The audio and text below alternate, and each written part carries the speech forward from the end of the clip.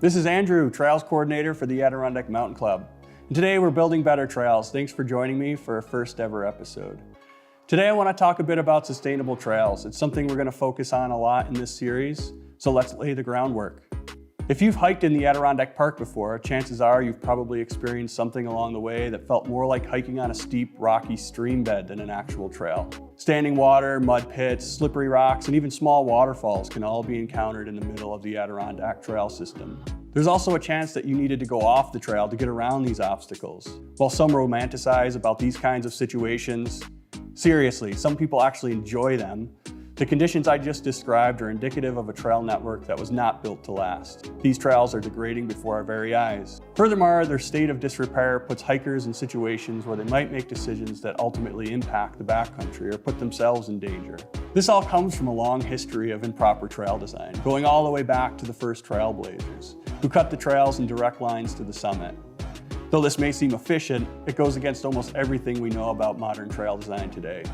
And it was done without any understanding of land protection. So it's little wonder that our trails are as eroded and as messy as they are today. As more and more people get outside, we need to provide them with trails that are not only safe, but also ecologically viable.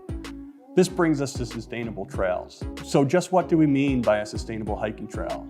To start, we need to think of trails as more than just earth beneath our feet. Instead, think of them as being akin to the sidewalk outside your house. Urban planners spend a lot of time working to ensure that sidewalks drain properly, last for a long time, and safely allow you to get from point A to point B.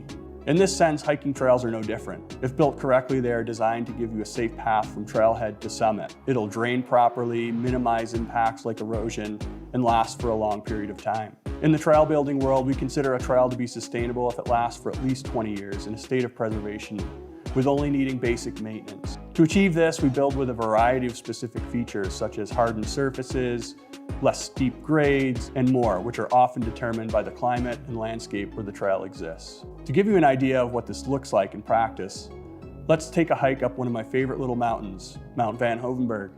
There are two trails to the summit, one from the north and one from the south. The southern trail runs from South Meadows Lane in a beeline for the summit, taking hikers to a beaver swamp and directly up a steep hillside.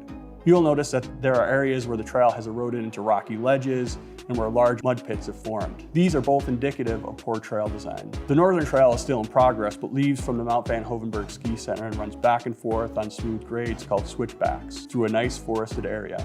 Along this trail workers, including ADK's own professional trail crew, harden the tread to resist erosion, drain water, and provide hikers with a clear path. This in turn protects surrounding vegetation, as hikers will be less likely to step up the trail to avoid obstacles.